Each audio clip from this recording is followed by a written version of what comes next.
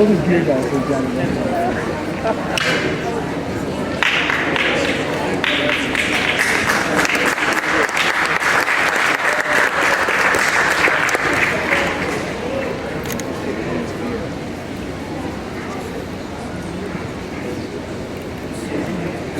long ago lived a pious old man whose name was Nuh. He was the prophet of Allah. In those days, people did not follow the true path. They did not worship Allah. So Allah sent Nuh to his people to give the message of truth. But they all refused to accept his call. He tried his best for a very long time, but no one except a few poor people listened to him.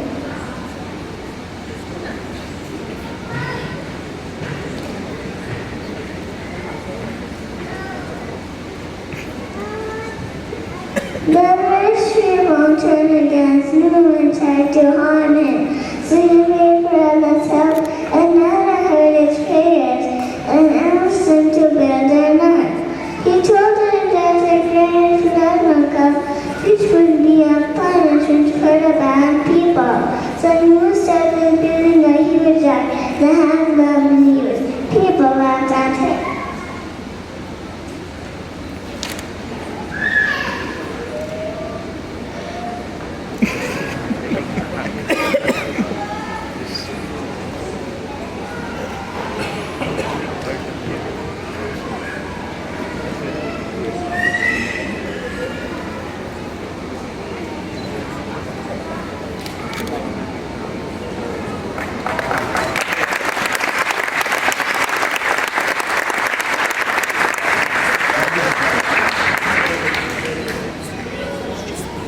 When the vessel was ready to sail after lots and lots of hard and tiring work, Noah asked all the believers to go on board in the name of Allah.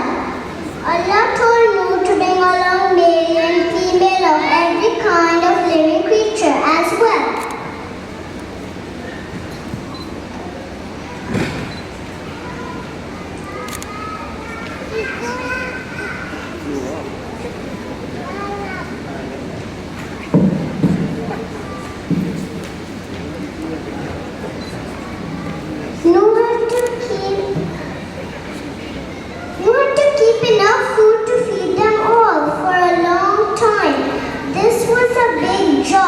But Noah and his followers carried it out with all sincerity. One by one, all the animals entered the ark. Some had wings and some had legs. Some crawled and some hopped. All came right into the ark in pairs. The ark became a huge barn for the animals and a safe houseboat for the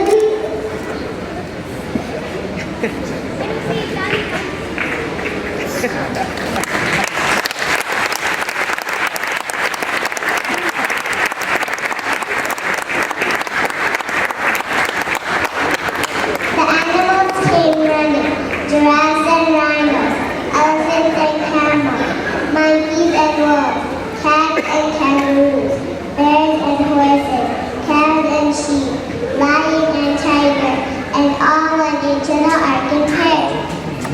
There were chickens and ducks, flamingos and hawks, peacocks and pelicans, ostriches and hens, to name but a few, birds that sang, and big ducks flew high above the earth and came along too. All were gathered in pairs and led on foot. Tortoises and snails and snakes came crawling along the ground. Then came frogs and grasshoppers who walked right into the ark. Let's see who gets on board first.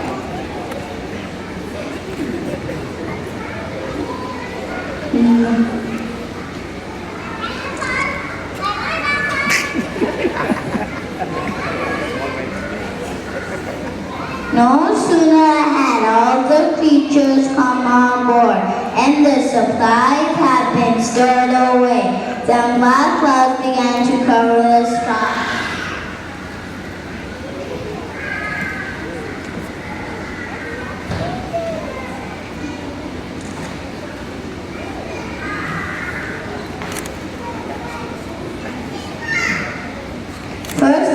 would drizzle, then the rains came. More and more rain fell each day, day after day, rain and more rain. The whole world seemed to be dark. It became darker and darker with strong wind blowing from every side and water rising in huge waves as far as the eyes could see. Allah commanded the floodgates of heaven to open and the ground to crack open so that a fountain of water came shooting up. The rivers overflowed and water fell in torrents. The earth rose and fell on waves as tall as mountains. More and more water came to the valleys. The hills disappeared and the mountains themselves sank out of sight. The world was like an enormous sea. The only thing one could see was water everywhere.